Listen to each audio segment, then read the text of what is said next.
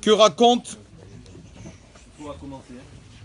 C'est une histoire que raconte le Rav Vadron, qui a entendu cette histoire de la bouche de Rabbi Eliyahu Lopian. Et Rabbi Eliyahu Lopian a entendu de son Rav Rabbi Hirsch.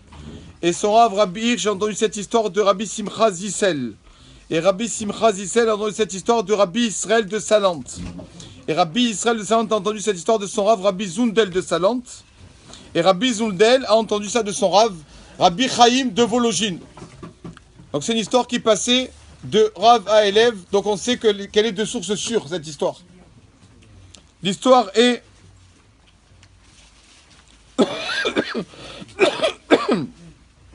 dans les yeshivas de Rabbi Chaim de Vologine, dans sa yeshiva là-bas, il y a un enfant qui, Dieu préserve, est décédé très jeune. Et c'était quelqu'un, donc dans la yeshiva, qui était très important aux yeux de ses rabbanim. Et vous savez que dans cette yeshiva, c'était une yeshiva spéciale à Vologine. Vous savez c'était quoi cette yeshiva? C'était comme les supermarchés en Israël à Tel Aviv, 24 heures sur 24. Il y a des supermarchés à Tel Aviv qui s'appellent AMPM. 24 heures sur 24, ils sont ouverts. Et bien, à Yeshiva de Vologine, c'était comme ça, mais dans la Torah. Il n'y avait pas, le Beth Midrash était jamais éteint. Il y avait toujours des personnes qui étudiaient au Beth Midrash 24 heures sur 24. Et donc, Rabbi Chaim de Vologine, il venait, 2h du matin, 2h l'après-midi, le Rav de la Yeshiva venait voir la Yeshiva. Comment ça se passe? Qui a besoin de quelque chose? Est-ce qu'un élève a besoin d'aide? A besoin de soutien?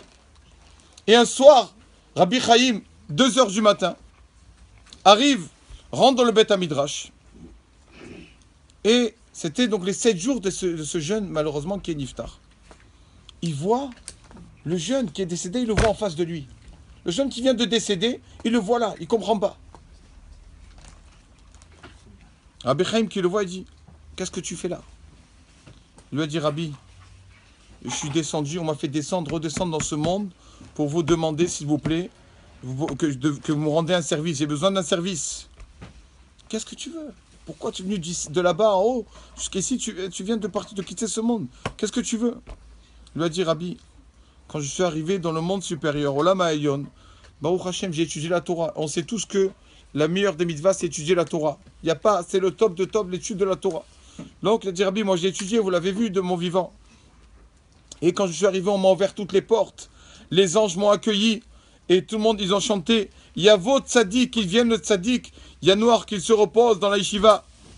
Et de partout, on m'a reçu avec de grands kavod, de gros honneurs, des grands honneurs. Mais quand je suis arrivé à la dernière porte du Gan Eden du paradis, alors, il y a quelqu'un qui m'a dit, Adkan, stop, vous pouvez pas rentrer. Ici, vous ne pouvez pas rentrer. J'ai demandé, qu'est-ce qui se passe? Pourquoi je ne peux pas rentrer?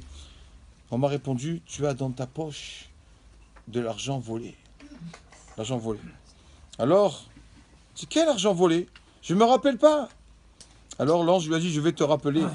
Une fois, tu es parti de la yeshiva à ton domicile et un de tes élèves t'a accompagné là-bas à la gare. Et quand tu es arrivé à la gare, tu t'es rappelé que il te restait, et tu devais de l'argent à l'aubergiste qui t'hébergeait à côté de la yeshiva.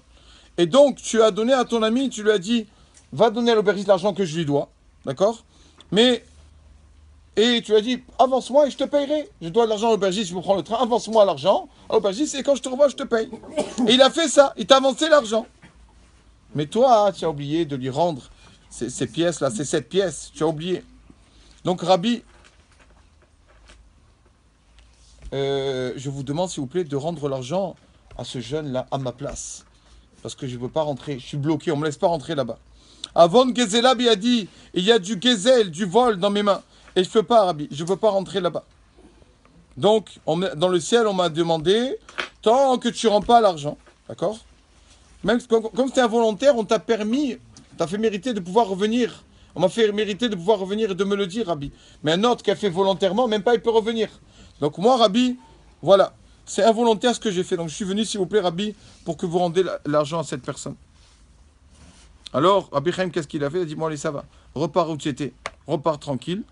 Et donc, Rabbi Chaim a fait comme si de rien n'était, parce que pour lui, c'était tellement habituel. Pour lui, tous les miracles, tout ça, c'était un Rav, un tzaddik, donc il voyait beaucoup de choses. Il est allé là-bas chez le garçon et il lui a rendu l'argent.